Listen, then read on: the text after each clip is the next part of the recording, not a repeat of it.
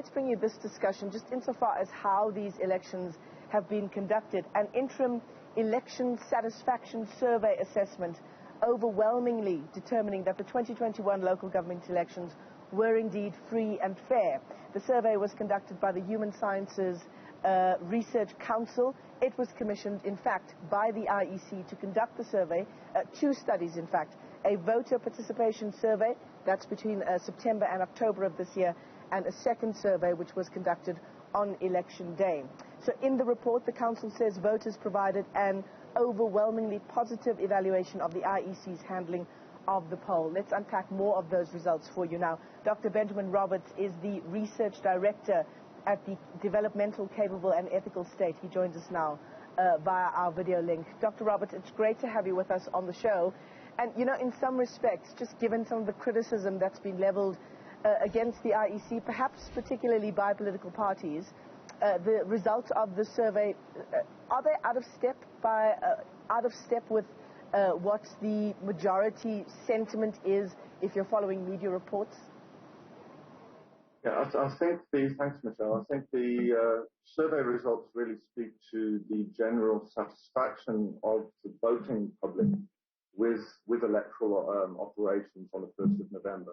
We found that 95% felt that the elections were free and 96% felt that they were fair. So a resounding majority support for the general management of these elections, at least from an electoral operations point of view.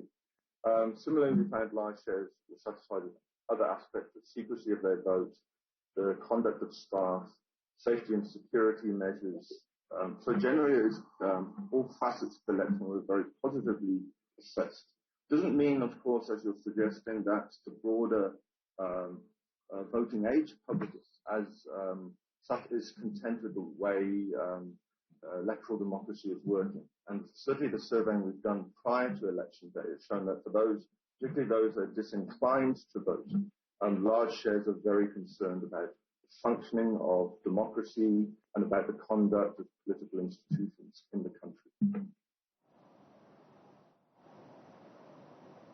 Yeah, I'm just looking at some of the outcomes in the election satisfaction survey here in front of me. And there's one thing that sort of stands out insofar as the numbers are concerned. There's a header here that says consideration of voting procedure for people with special needs. Some of the numbers here are incredibly worrying. Persons with disabilities, there's 85% satisfaction there. The partially sighted and the blind, 76%.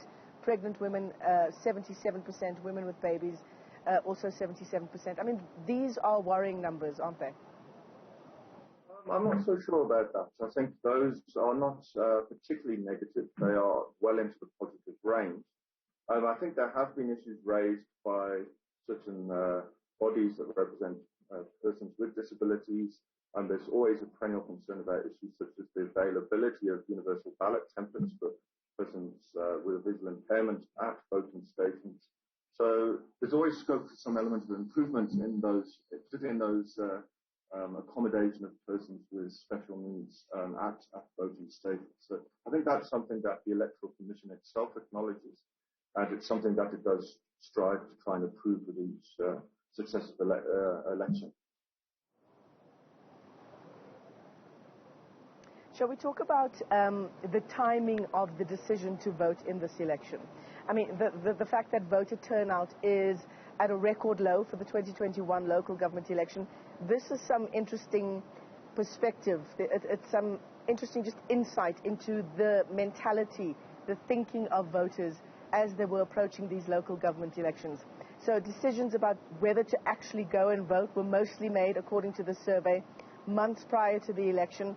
62% deciding more than six months before that they would in fact vote. 18% deciding 1 to 6 months beforehand, and in fact only a small share deciding on their voting decision on election day, around 4%. So, I mean, you know, some analysts will talk about the various issues around voter turnout insofar as these elections concerned, but for the people who actually decided not to turn up on election day, that means they made that decision some months ago. Yes, that's one of the more interesting findings. I think from a voter psychology point of view, what we see is obviously that, as the statistics you've read out, large shares actually determined that they wanted to come out and vote months, in some cases more than half a year before this local government election. So really, so it just speaks to the fact that there's a sense of certainty amongst those that did turn out on the 1st of November. And it speaks, we also asked some further questions about the sort of motivations for that turnout.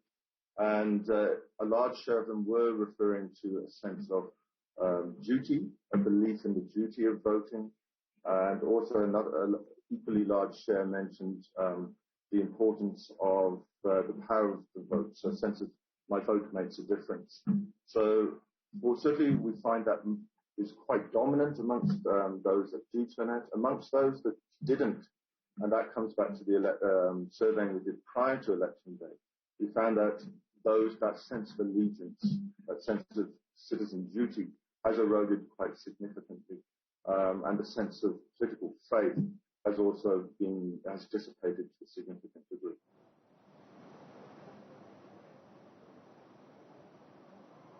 Dr. Benjamin Roberts, thanks very much indeed for your time. He's with the HSRC, the research director there. The 2021 local government election satisfaction survey, by all accounts, giving the IEC a thumbs up from voters who were surveyed. Thanks very much, Dr. Roberts, for your time this morning on the program.